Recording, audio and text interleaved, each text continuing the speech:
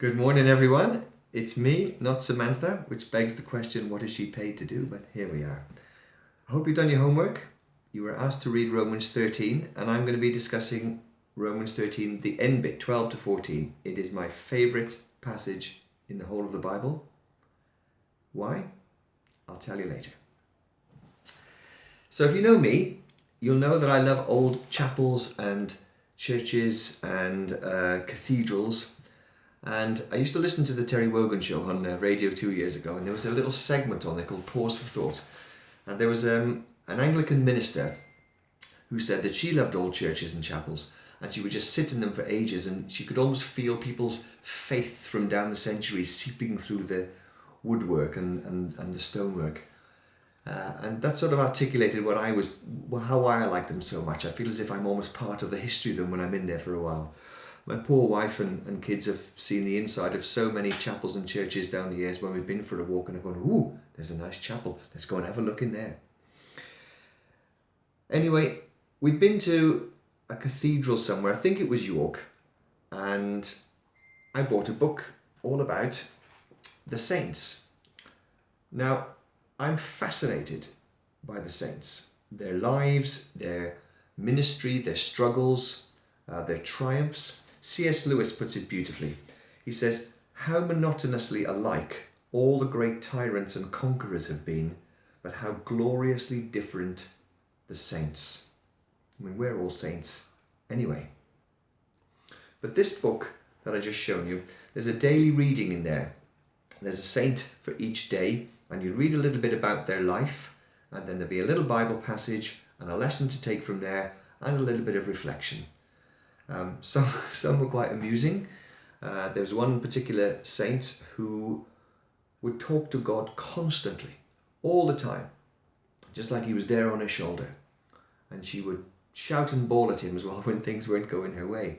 And he heard once when she was taking her horse and cart through a stream, the horse suddenly became lame, and she was heard to be shouting at God, saying, if this is the way you treat your friends, it's small wonder you haven't got very many.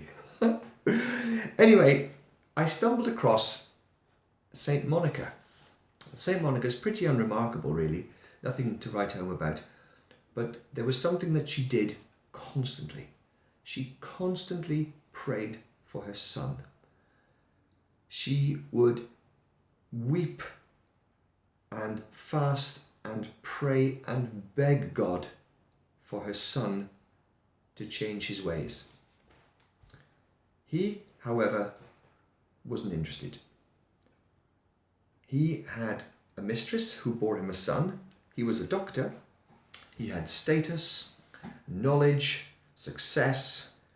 He was very wealthy, and he pursued more wealth and more status. And he had no time for his mum's nagging. He was utterly indifferent to all things relating to God and the church. This, however, changed. One day, he read these words, Romans 13, 12 to 14. The night is almost gone, the day of salvation will soon be here, so do not live in darkness. Get rid of your evil deeds, shed them like dirty clothes.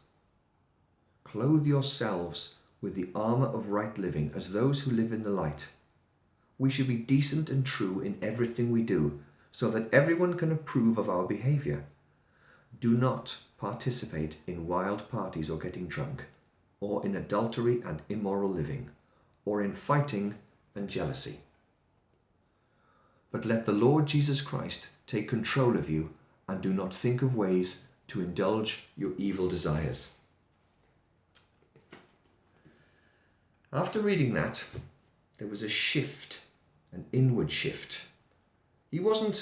This fellow wasn't participating in wild parties or drunkenness, but he was successful, wealthy, intelligent, well thought of, a little bit haughty, a little bit proud.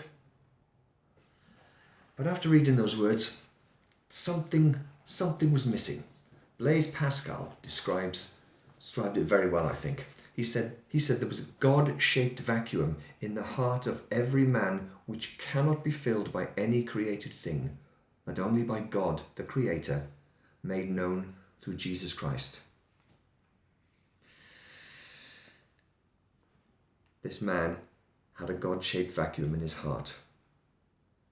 2 years of internal struggle later, Augustine, reluctantly, his words, was ordained as a priest. As C.S. Lewis put it, when he got down on his knees for the first time after being a sworn atheist all his life, he got down on his knees and said, "There I was, the most dejected convert in the whole of Christendom." That's St. Augustine, C.S. Lewis, and me. So what did Augustine go on to do? I'll give you a little pocket version, but he did loads. For 34 years, St. Augustine was one of the greatest bishops in the history of the Christian Church in a diocese of North Africa, exercising pastoral authority as a ministry of equity, sympathy, and care for people's welfare. He lived in community with his cathedral clergy under strict rule, presiding at public worship daily, preaching every Sunday and feast day, looking after the material needs of the church and of the poor, even administering justice on civil affairs. His written output was immense. There still survive 113 books, 200 letters, more than 500 sermons. 2 of his longest works, his Confessions, his autobiography, and The City of God, have found numberless readers beyond the ranks of students and theologians. That's just a little bit. But he did have his struggles. It wasn't all plain sailing. He was human. He was a human being. Earlier, I said that this was my favourite passage.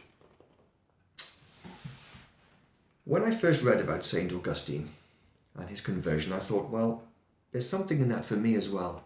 I'm going to read this every day. So I did. I would read this little passage of the Bible. I would put it down. I would pray and meditate over it every day. After a few weeks, I figured, you know what? It's time to put it down now. I think it's time to put it down, but I don't know. So I asked God, is this time to put it down? Time to put this down and move on? That day, Samantha and I were invited up to the monastery to meet Father Brian Scrivener and Dorothy. And when we got there, Father Brian and Dorothy were very, very welcoming. And Father Brian said, "The place is yours. There's a chapel over there if you'd like to go and look." A chapel? Ooh. So I went to the chapel. And I sat in this lovely little quaint chapel. And after a few moments, I went and sat in a little corner on my own. And as I was looking up to my right, there were several little books, and one of them was a Bible. So I picked it out, I opened it, and it was bookmarked on Romans 13. So clearly, it wasn't time for me to put it down. And I love it still, because it encourages me and it guides me. We're all saints, you, me, Monica, Augustine, and we have our triumphs and our battles. But I want you to remember that when we feel discouraged or disheartened by our failures to overcome bad habits, let us remember the reward of heaven comes not from our success, but from our struggle. St. Augustine struggled, but nonetheless, he achieved great things. I'm going to leave you with the encouraging parts of Romans 13, 12 to 14, as a benediction. The day of salvation will soon be here. Therefore, clothe yourself with the armour of right living, and let the Lord Jesus Christ take control of you. Amen. God bless you, and we'll see you soon.